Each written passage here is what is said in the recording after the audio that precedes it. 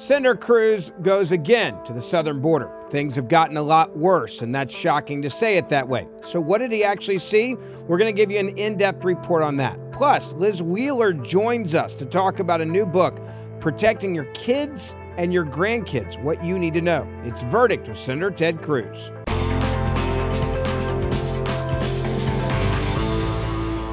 Senator, nice to be with you in the studio as always. You just got back from the border, and I want to get into this. It's not really shocking, but it's very concerning now from a national security standpoint. How bad has it gotten compared to what it was even just last time you were there? Well, it keeps getting worse and worse. So I was down on the border Thursday and Friday of last week.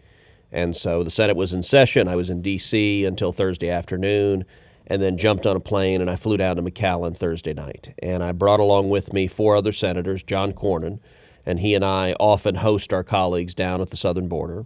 And we also had with us John Barrasso and Mike Lee and Pete Ricketts. And so the 5 of us came down. We landed. First thing we did, we went straight from the airport to the midnight muster of the Border Patrol agents. And there were about 50 Border Patrol agents gathered. The muster is where they sit and talk right before they go out on duty. And we had a good discussion with the Border Patrol agents. Really, I just stood up and told them thank you. More than anything, I wanted them to hear from me, thank you, thank you, thank you, and to tell them. And I said exactly this. I said, listen, I travel all over Texas. I travel all over the country. You need to know that the American people appreciate what you're doing. Their morale's low right now. It's incredibly low. I mean, they are working for bosses who undermine them, who undercut them, who make their jobs impossible to do. All right, I'll tell you something. So we did, each of us spoke to them a few minutes, and we opened it up for Q&A. And we asked the Border Patrol agents, okay, what should we know that we don't know? One of the things we learned, which I had never heard, which is in the past year, the Biden administration has put out new guidelines for pursuit of illegal aliens. This is illegal aliens that are running, that are trying to get away. And the guidelines, you'd have to effectively call them guidelines for non-pursuit, because they are told you cannot pursue illegal aliens if there is anything that could potentially endanger someone's safety. So what does that mean? It means if in a car they have 4 people in the back seat and you know there are only 3 seat belts, you're not allowed to pursue them. Just let them go. Just let them go. It means if they run a stop sign, you must immediately stop pursuing them and let them go. And what they said, it happens as a practical matter. They said, look, the cartels know this memo has gone out, the memo of non-pursuit. And so when they see someone and try to apprehend them, if they have illegal aliens hiding, like huddled down, they'll all sit up so you can see, wait, there are more of us than there are seatbelts. And the Border Patrol agents have to stop and just let them drive away. Wow. And that came down, I'm assuming, from the top, from Mayorkas? In the past year, it was written instruction, basically that they're prevented from pursuing. And they said things like the stop signs, the coyotes now know, okay, break a traffic law immediately. As soon as you see Border Patrol, do something dangerous, run a stop sign, run a red light, do speed, anything. Speed, whatever, because the instant you do that, they're required to stop pursuit. And of course, so it's encouraging them to run red lights and do things that are dangerous because of the idiocy of the policy. All right, so we did that. Then we went out on midnight patrol, and that's something I do almost every time I'm down at the border. And you go out, and you're looking to see where illegal aliens are. And we were out maybe 45 minutes to an hour when we encountered a group. This group was a group mostly of women and children. It was about maybe 20 women and children, mostly kids. And we stood there and we talked to them for about 30, 40 minutes. And we asked them where they were from. They were from Guatemala. They were from El Salvador. A number of them were unaccompanied minors. There was one little girl, a very cute little girl, was 13 years old. She had no family with her. There was another boy who was 15 years old. He had no family with him. There was another girl who was 16 years old. She had no family with her. They're all in this group. So we asked them, we said, okay, well, where are you going? And they told different places they were going. One said he was going to Oregon. Another said she was going to Virginia. And we said, well, where where? And their answer was the same. Every one of them, they said their tío was there. Tío is Spanish for uncle. Mi tío, mi tío. And we'd ask, okay, so does your uncle know you're coming? No. And it started to really dawn on us in a really depressing way that these kids weren't going to an uncle. Yeah. That they're being trafficked. They're being sent somewhere. They're all told to say they're going to see their tío. We asked them how many of them had experienced violence and assault on the trip. I have to say, Ben, the look on those kids' faces. Because they know what you're asking. Their look answered it. And they basically just said it's everywhere. It's constant. The one that was haunting for me was in the back. There was this man, a grown man, maybe 35 years old. And he was with a little girl who was 10. And he said she was his daughter. She said he was her dad. It was obvious to everyone. He was lying. He was not her father.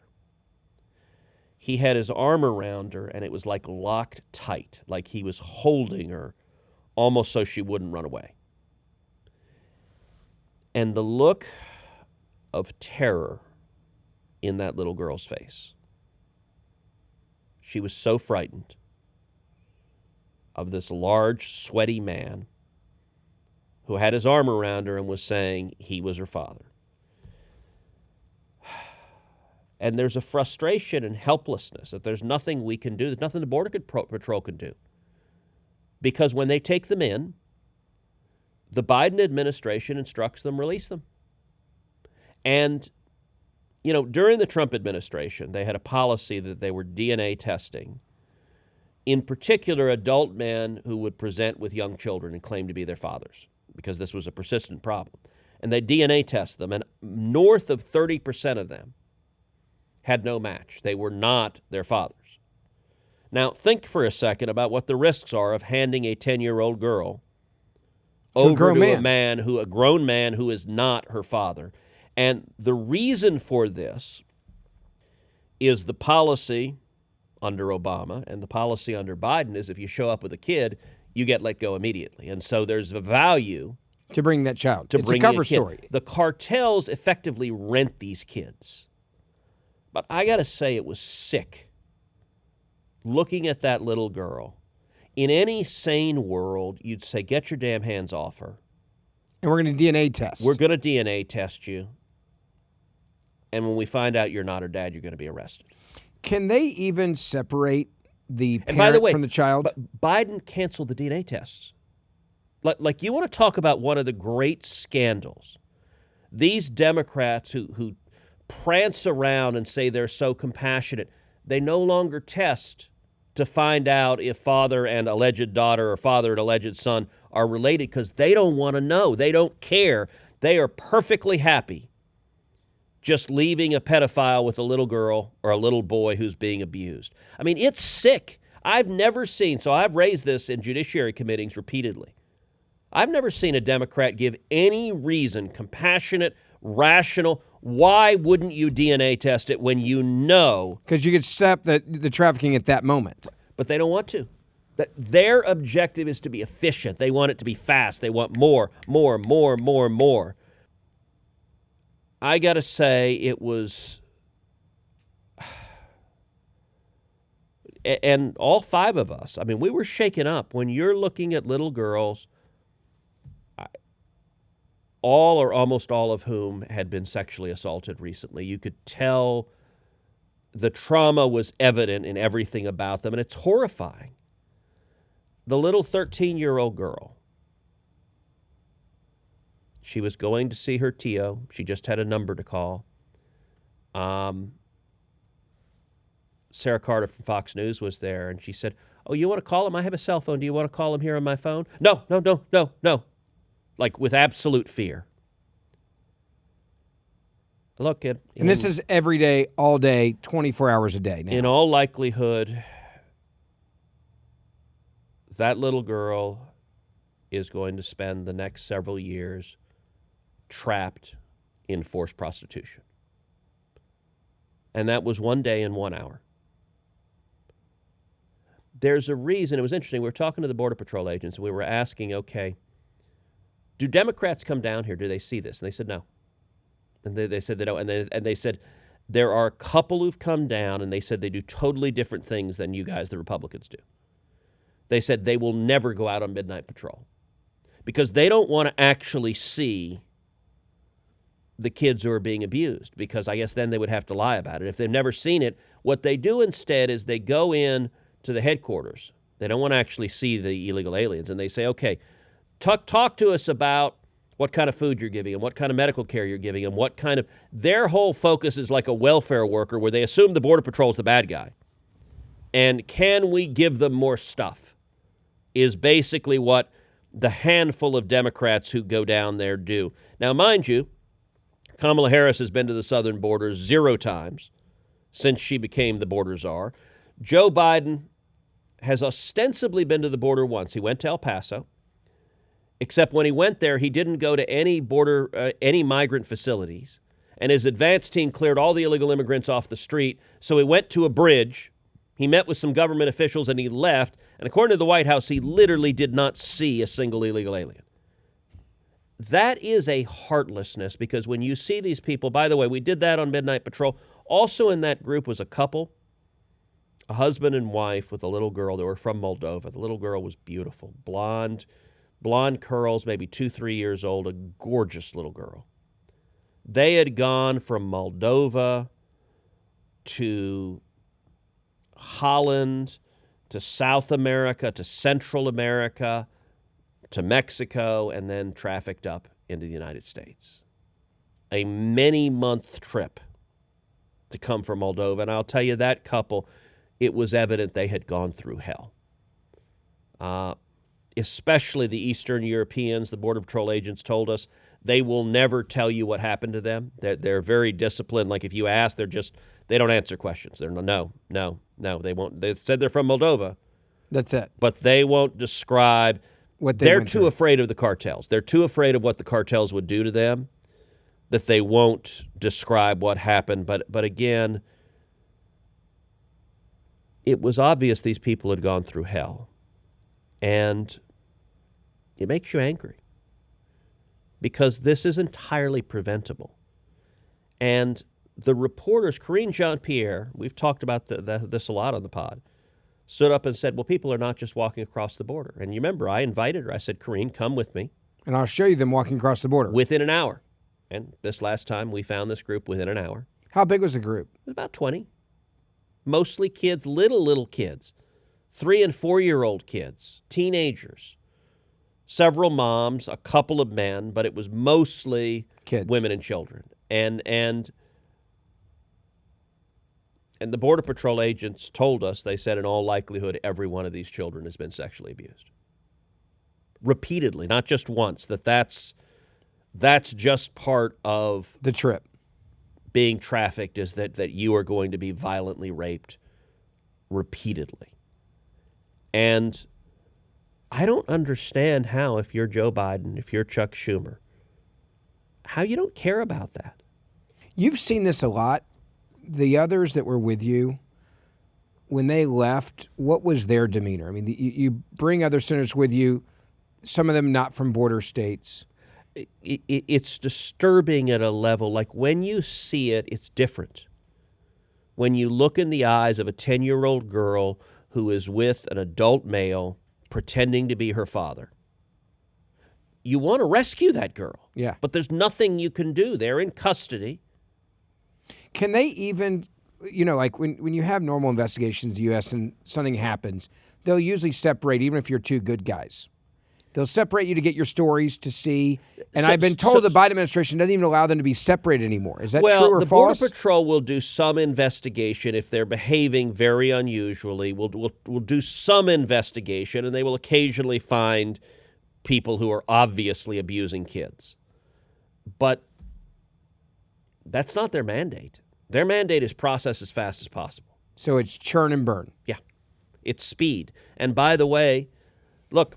And that really happened, to go back in time to remind people, when there was a humanitarian issue and there were so many people under that bridge and they started getting the drones up and the media were covering it and there was tens of thousands of people under this bridge and it was a humanitarian PR problem, that's when they went into full expedite and get, as fast as they come in, release them so that we don't look like we have a problem at the border with a bunch of people gathering. And by the way, release them means send them to every city in America.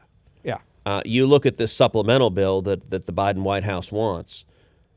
Israel military funding, but they also want Ukraine added to it. They also want what they call border security, which has nothing to do with border security. It's a whole bunch of money for more people to process illegal aliens faster, to put them on more buses and more planes. All right, that was Thursday night. Friday morning, we wake up, we meet with senior leadership of the Border Patrol for a briefing on what's happening, the numbers that continue to skyrocket.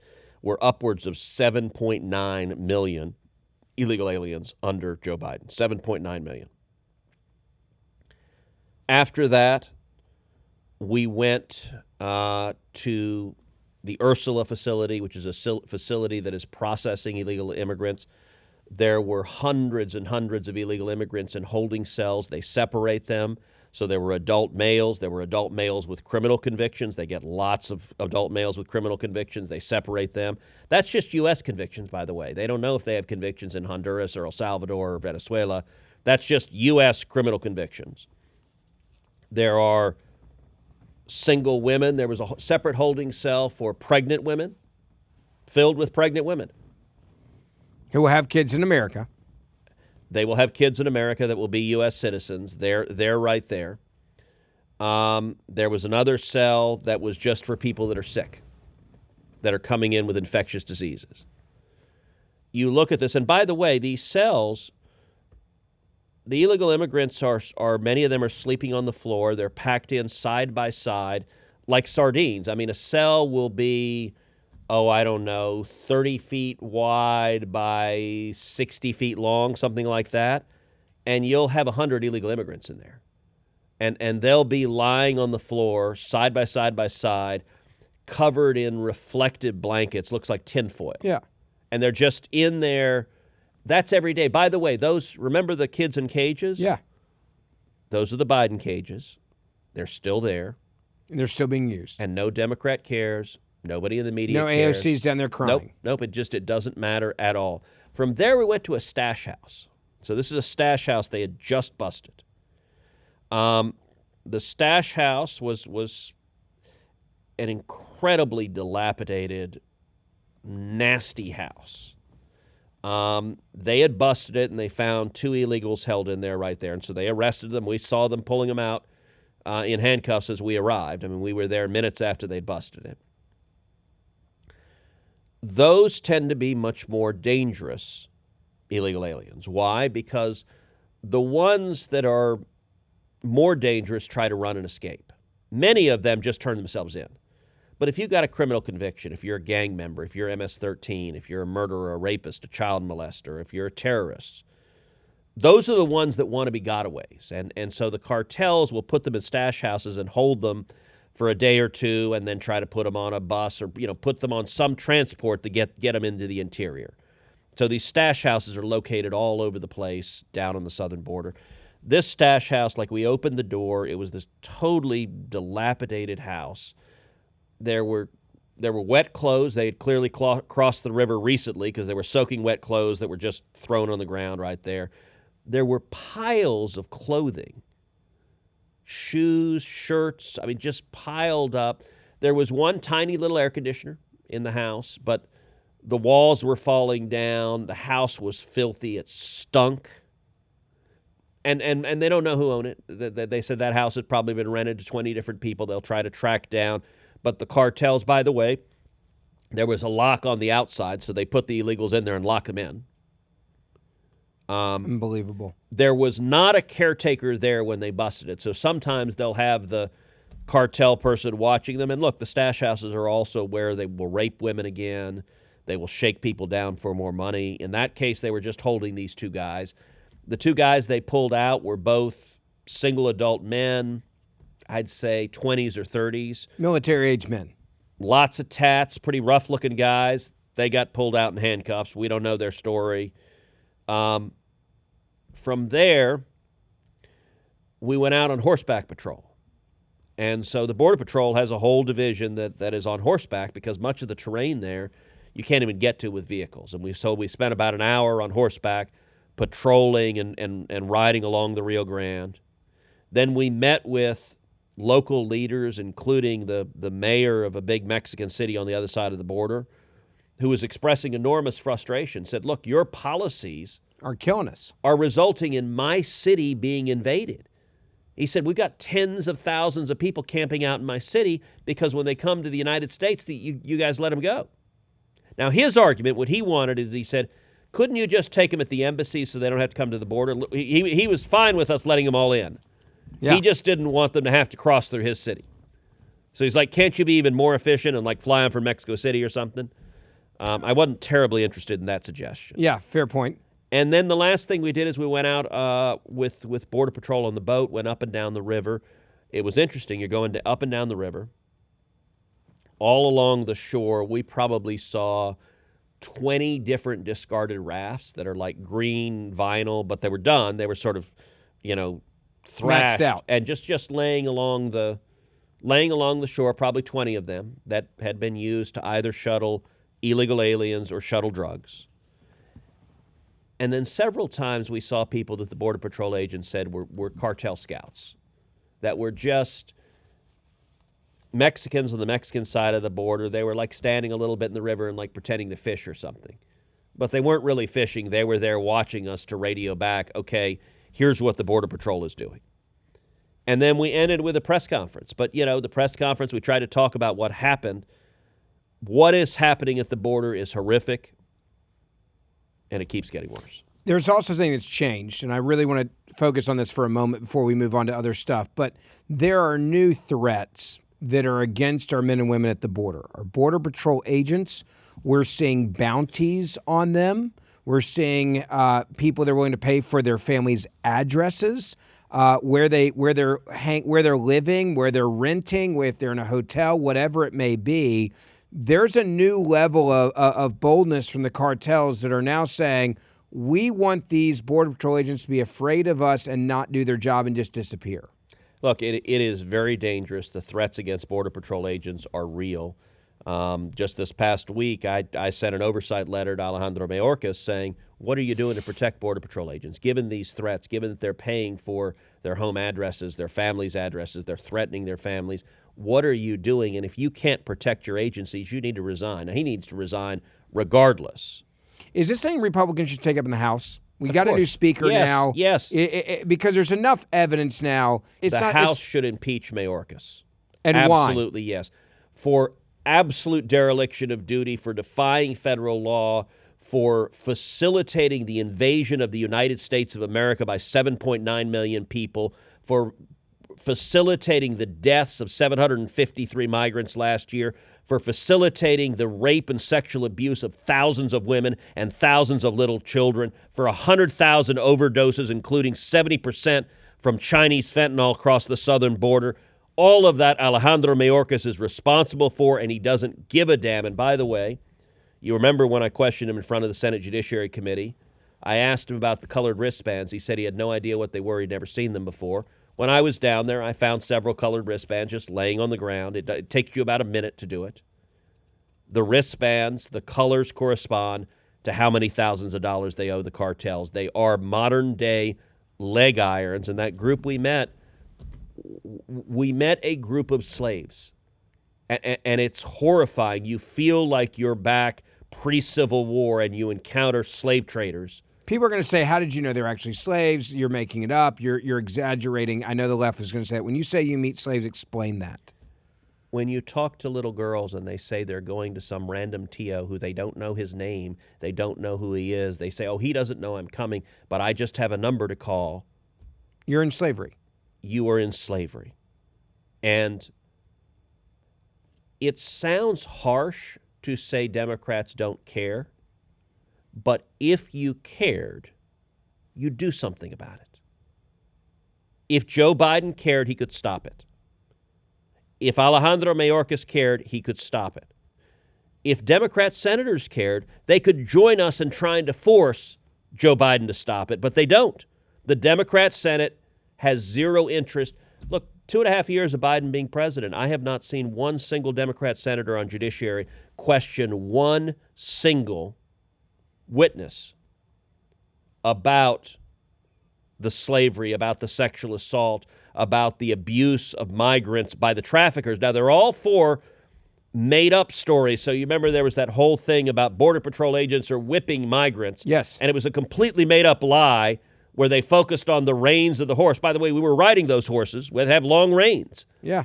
That are used for riding the horse, but they weren't. I mean, it was a total lie.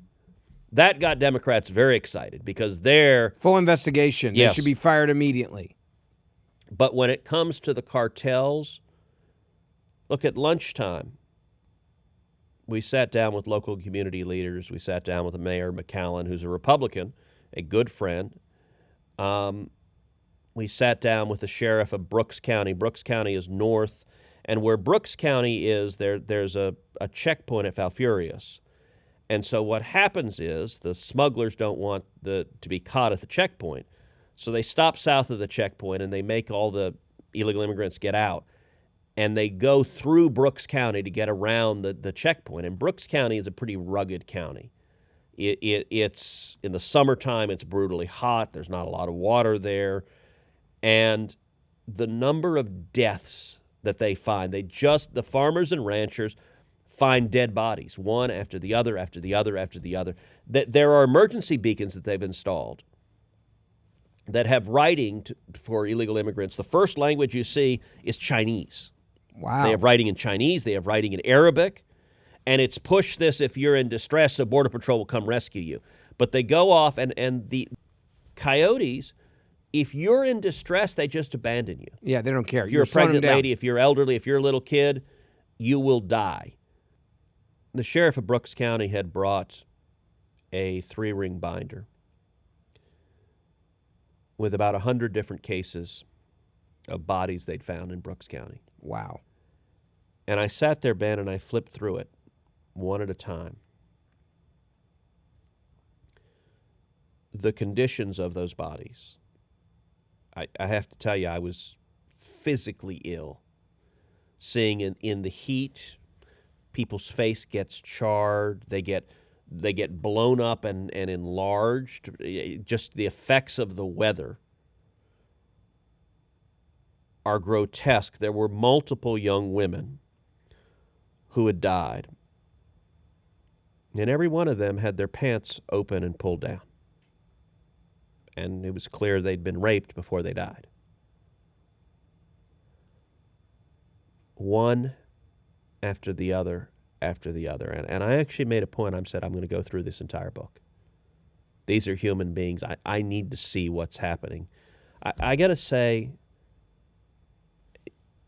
I don't know a reporter at CNN or MSNBC or ABC or CBS or NBC who goes through that book, who covers that book, who tells the story. These are the Biden body bags. These are the people who are dying because of your policies. Last question on the border. How concerned were Border Patrol agents over the possibility of terrorists, not possibility, the reality that terrorists are coming across at a much higher rate than we've seen over the last 5 years combined? We talked about this on a previous verdict, but this is the first time you've been down there since these new numbers have been released that are saying there's a significant increase of terrorists that are on the terrorist watch list that we are catching at the border. Doesn't count any of the ones that we're not catching. So, look, they're very concerned. We talked about, particularly with the war in Israel, Hamas and Hezbollah specifically targeting coming across the border. As we talked about in last week's podcast, the San Diego Division of the Border Patrol instructed their agents be on the lookout for people from Hamas and Hezbollah hiding and pretending that they're not. In the Rio Grande Valley, they said they had not encountered recently people from Hamas and Hezbollah, so in the last couple of weeks that had not yet presented. They're worried about it. They're watching for it. Now, it's worth noting, if you're a Hamas terrorist, you're not going to be in the people that are turning themselves in voluntarily. Sure. You're going to be in the gotaways. And one of the real problem is the volume is so great that it overwhelms the Border Patrol agents. so that you have on any given night no capacity to even chase the gotaways. And so that evening muster was interesting. I was talking with Brandon Judd, who's the head of the Border Patrol Union, a good friend. He was with us. And he was saying, he said, all right, that night, he said, typically that night there would be about 170 agents that are available to go out on patrol. He said that night there were 31 that were available because all of the rest were doing paperwork and processing and handling the detention facility. So it should have been 170 some odd. Instead, it was 31. That's part of how the cartels overwhelm us, is the bulk of the manpower is not actually on the border securing it. And then Air marshals are a great example. They're off planes now processing at the border. Yes, the exact same thing. And then so this group that they encountered, there were several agents. He said, okay, there are 31 that started at midnight out on patrol. This one group, you've got 20 to 25, mostly women and children. You have several agents to go pick them up. You've got to detain them. You've got to question them. You've got to process them. He said that group will take 5 to 10 off the field. So that means 31 becomes 21. By the way, where they were, there was no transport bus. So they had to load them in the back of pickup trucks, all these kids in the back of pickup trucks. And you know what they told me? They said, okay, this is against the rules. Yeah. But are they just supposed to leave them here? What else are they supposed to do? They don't have any vehicle to put them in. So they put them in the back of the pickup truck to take them to the processing center. And he said, you know what? If something happens, if that car gets in a wreck, if a kid jumps out the back and hurts himself, those agents will be disciplined or fired for transporting them unsafely. And he said, now there's no alternative way to transport them. They could leave these children out here, just say, okay, bye. They could die. There's a reason the Democrats don't come. There's a reason CNN doesn't come. You cannot see this and spin it and say, hey, this is great. This is perfectly okay. Senator, I also want to bring in our guests. We've talked a lot about kids, protecting kids. We also have problems in this country where we have basically given our kids over to the government, and parents are trying to get back in their kids' lives, have been declared domestic terrorists by our own government, which is shocking. A good friend of the show, someone that you used to do Verdict Plus with, people will know her from that, Liz Wheeler, has her own great show. She's got an incredible new book out as well, and I know it was important that we make sure we had her on Verdict. Well, Liz, welcome back. Liz is my former co-host of Verdict. We did Verdict together. We traveled the country. We went to college campuses together and dealt with young leftists who had questions and wanted to be confronted with the truth. And Liz does an amazing job on her own show, on the Liz Wheeler Show. And she has a brand new book, Hide Your Children, Exposing the Marxists Behind the Attack on American Kids. Liz, welcome back. Senator, thanks so much for having me. Thanks, Ben. Good to have you here. Tell us a little bit about this book, why you wanted to write it, and why it's so important, especially right now. Yeah, this book started as a question that I think a lot of parents actually had the same question that I had during COVID when we saw this increase in attacks on our children. I mean, all parents had to do is look over their kids' shoulder on Zoom school, and they'd see critical race theory and trans ideology, the 1619 Project, plus good old-fashioned moral relativism just thrown at their kids. And I understand that this isn't a new thing, that our kids are the target of the left, but it did seem to be escalating. So I wondered, well, where is this coming from? Who's behind this? What's behind this? What's their goal?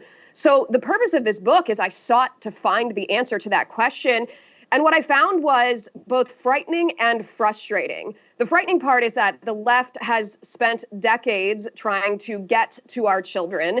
And to do so, they have co-opted, they've captured what I call 4 of the 5 major cultural institutions. So the media, that's an obvious one, the education system, sadly, a lot of religious institutions too, the law, which has become evident in the last couple of years, and now they've set their sights on the nuclear family, particularly on children. This is the frightening part.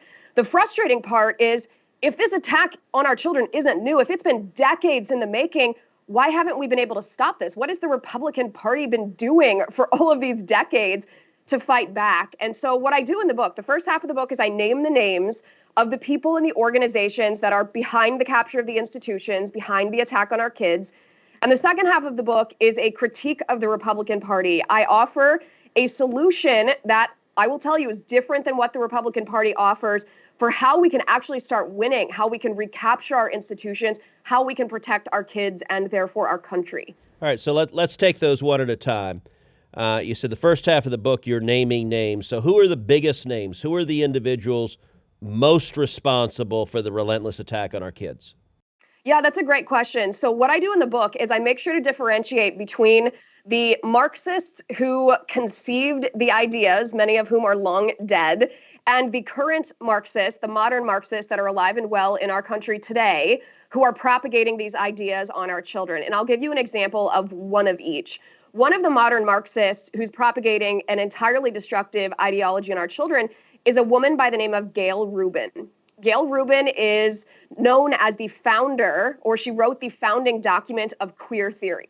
Queer theory is a neo-Marxist theory that, unsurprising to most of your viewers, is what underpins the transgender ideology. So these poisonous ideas that are being taught to children in school right now, that boys can be girls, girls can be boys, gender is not connected to biological sex, everything's fluid. This is not just a random assortment of nonsense. This is pulled directly from neo-Marxist queer theory, which was penned by Gayle Rubin, who is alive and well in our country today. And yet, most people, maybe in the past couple of months, they've heard about her because I've been talking so much about her. Most people have never heard of this woman, even though she's having such a direct and destructive impact on our children. That's the first example. The second example I will give is a Marxist who is long dead, and that's a Marxist, a Brazilian Marxist, actually, by the name of Paulo Freire. He was the one who contended that teachers in school shouldn't teach children facts and knowledge. He should teach them a worldview, how to view the world. And he called this worldview critical consciousness. What critical consciousness is really is just teaching children to look at everything through a Marxist lens. And this idea of critical consciousness is what exists in our public school system today under the all-encompassing, vague umbrella term of wokeness. So I trace everything back to its origins and show the manifestations of how it's impacting our kids in our society in America today. Liz, I want to ask you about moms specifically. I've actually been inspired, and I think TC and I, when we've been on the road, we've seen this. There are a lot of moms have gotten off the bench and are getting really involved with their kids and their kids' curriculum and what's happening in their schools and what they're being taught. That's one of the biggest blessings, I think, of the COVID lockdowns was moms got to see in the classroom what was happening with their kids. I'm inspired by that, and I think this is going to be something that liberals are going to have hell to pay now with moms that are now involved. Is that part of what you're seeing and inspiring you to write this book? Yeah, it's incredible to see how many parents, moms and dads, who've had their eyes opened. I think as conservatives, we're generally people of good faith. We generally like to give other people the benefit of the doubt. We generally see the good in humanity.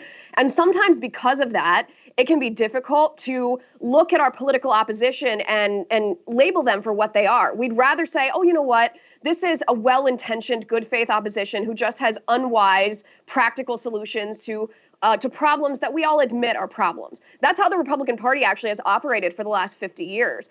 But I think for the first time in many parents' lives during COVID, they saw that, no, that's not true. Our Democrat opposition are not well-intentioned opposition who want the best but have bad ideas for how to bring that about. They are, in fact, embracing neo-Marxist, anti-Christian, anti-American, sometimes anti-human ideology. And it's a really important step in fighting back against this to be able to define what the other side is. That's why I spent so much time doing that in the first half of my book, because if we don't understand the reality of this political enemy we face, we won't fight well against it. And if we don't fight well, we won't win. And I'm tired of not winning. I'm ready to win, as I know everyone watching this show is too. Amen. All right, Liz, last question. You said the second half of the book focuses on a critique of the Republican Party and what we need to do better to fight back. What does the Republican Party need to do to stop this madness? Honestly, this is the part of the book that I'm proudest of, and I know it's the part that's ruffled some feathers a little bit, but I stand by this 100%. So I'll give you an example of one of the most interesting pieces of information that I found in the course of researching this book. Our public school system was not mandatory. Children were not compelled to go to public school until the year 1852. In 1852, the state of Massachusetts became the first state to compel public education. And the reason why was because there was an influx of immigrants to our country at the time, particularly Catholic immigrants. And the Protestant politicians in charge wanted to indoctrinate these immigrant children in American values so that they would be loyal to America first rather than the country of their birth, and in Protestant doctrine because of the centuries-long battle between Protestants and Catholics. And I realized that our institutions were never intended to be neutral institutions. Our school system was never intended to simply teach reading, writing, and arithmetic and otherwise be value neutral. That if we, as conservatives and the Republican Party, do not harness these institutions to teach children our values, what's going to happen is the left is going to swoop in and teach their own. The Republican Party has fallen for the false idea of tolerance and neutrality, which doesn't exist. And perhaps the philosophical reason for this is because they misdefine the word liberty. They define liberty as simply the maximum amount of individual freedom possible in a civil society, when really our government was formed around the idea that liberty is the means to something greater, that there's a moral, the thing that is greater is a moral thing, and that our society, a flourishing society, is intended to try to attain that.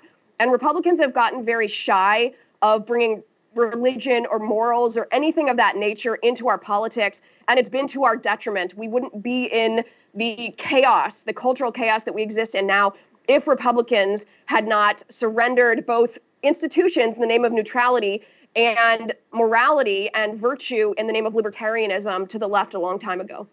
Liz, congratulations on the new book. Grab it for your kids, your grandkids. Make sure you read this. Hide your children. It is out now, exposing the Marxists behind the attack on America's kids. Congratulations.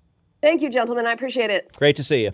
Don't forget, you can download Verdict and listen Monday, Wednesday, and Friday, wherever you get your podcasts. Also, we have our weekend review on Saturday that's become incredibly popular. Some of the things you may have missed later in each podcast during the week, so make sure you grab that as well. Don't forget to write us a 5-star review, and please share this episode if you're watching on Facebook or on YouTube or wherever you're listening on social media. And on those in-between days, grab my podcast, the Ben Ferguson Podcast. I'll keep you up to date on the breaking news in between Verdict episodes. See you back here in a couple of days.